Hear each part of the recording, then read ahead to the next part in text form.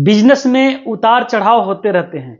कभी अच्छे दौर रहते हैं, कभी अच्छे दौर नहीं भी होते हैं। कभी क्लोजिंग आसानी से होती है, कभी क्लोजिंग आसानी से नहीं होती है।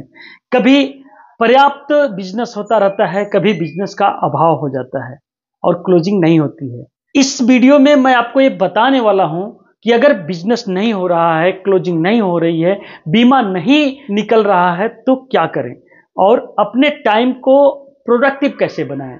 सो मित्रों, वीडियो को आखिरी तक देखिएगा। वीडियो अच्छा लगे तो लाइक करिएगा, चैनल को सब्सक्राइब करिएगा और अपने साथियों में शेयर भी कर दीजिएगा।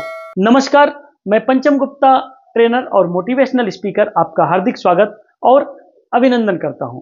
माय डियर फ्रेंड्स, बिजनेस नहीं हो रहा है तो क्या करें, बिजनेस कम हो रहा है तो क्या करें, या फिर बिजनेस करने में दिक्कतें आ रही हैं तो किस सोच के साथ या किस काम को कितना समय दें और किस तरीके से करें कि हमारा टाइम प्रोडक्टिव हो जाए, टाइम हमारा प्रोडक्शन दे।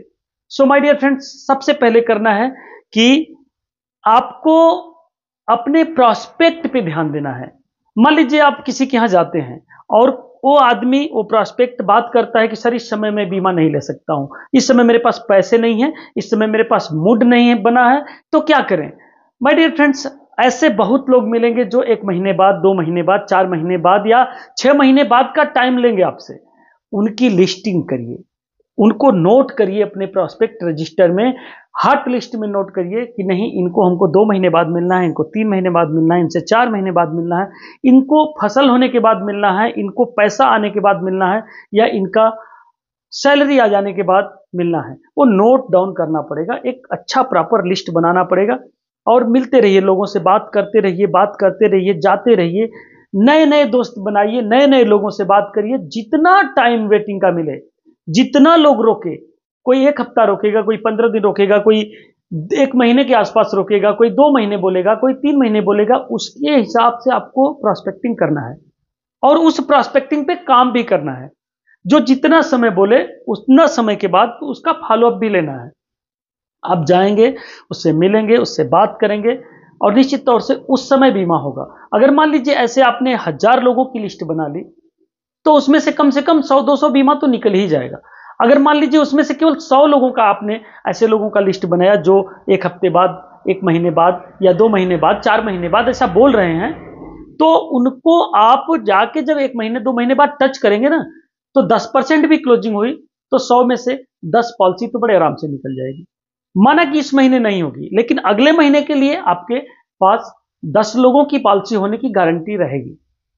और अगर आपने अच्छा खासा लिस्ट बना लिया, 100 की जगह 200, 300, 400 लोगों की लिस्ट बना ली, तो ठीक है, नवंबर में बीमा नहीं होगा, दिसंबर में नहीं होगा, लेकिन जनवरी में ह्यूज नंबर में बीमा कर सकते हैं, फरवरी और मार्च को शानदार बना सकते हैं।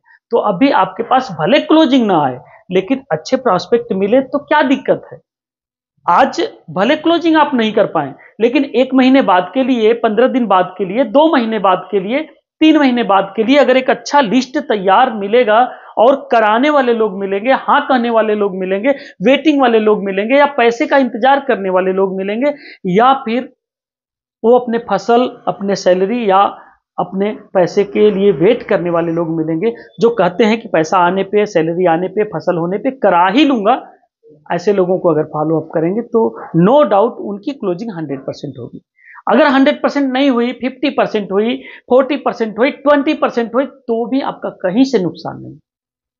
इस समय बीमा क्लोज ना हो कोई बात नहीं, लेकिन हमें 1 महीने बाद भी तो बीमा करना है, हमें 2 महीने बाद भी तो बीमा करना है, हमें 3 महीने बाद भी तो बीमा करना है, हमें मार्च तक भी बीमा करना है, मार्च के बाद भी अगले साल भी बीमा करना है। क्या फर्क पड़ेगा, आपको प्रोस्पेक्ट जुटाना चाहिए। और ये बहुत बढ़िया फार्मूला है। ठीक है, आप फील्ड में जा रहे हैं, बीमा नहीं हो रहा है, डेट तो मिल रहा है, आप फील्ड में जा रहे हैं, बीमा क्लोज नहीं हो रहा है, लेकिन एक टाइम तो मिल रहा है कि 2 महीने बाद, 3 महीने बाद, वो भी बहुत जरूरी है।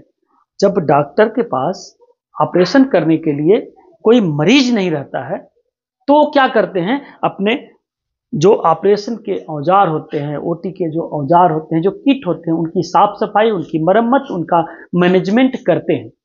और उस मैनेजमेंट में कभी सीजर साफ करना, कभी पट्टियों को बढ़िया तरीके से लपेट के रखना, कभी बर्तनों को साफ करना, कभी पानी उबालने वाले जो पार्ट होते हैं उनको बढ़िया से साफ करना, और किस किस सामान की जरूरत है उसको ला के रखना, अपनी ड्रेसिंग किट तैयार करना, सीजर की किट तैयार करना, ऑपरेशन के सारे किट तैयार करना, और डॉक्टर से अपॉइंटमेंट लेना, डॉक्टर से बात करना, कौन ऑपरेशन करेगा, कौन मैनेजमेंट करेगा, कौन बेहोशी की इंजेक्शन लगाएगा, ये सब सारी चीजों को मैनेज कर लेते हैं और एट लास्ट 1 घंटे में ऑपरेशन हो जाता है। माय डियर फ्रेंड्स, समझने का कोशिश करिए कि जरूरी नहीं है कि 24 घंटा ऑपरेशन होगा, ऑपरेशन 1 घंटे होगा, लेकिन उसकी तैयारी आपको 10 घंटा 8 घंटा पहले से करनी होती है। ठीक है, क्लोजिंग आज नहीं हो, लेकिन क्लोजिंग की तैयारी आपको अभी से करना है।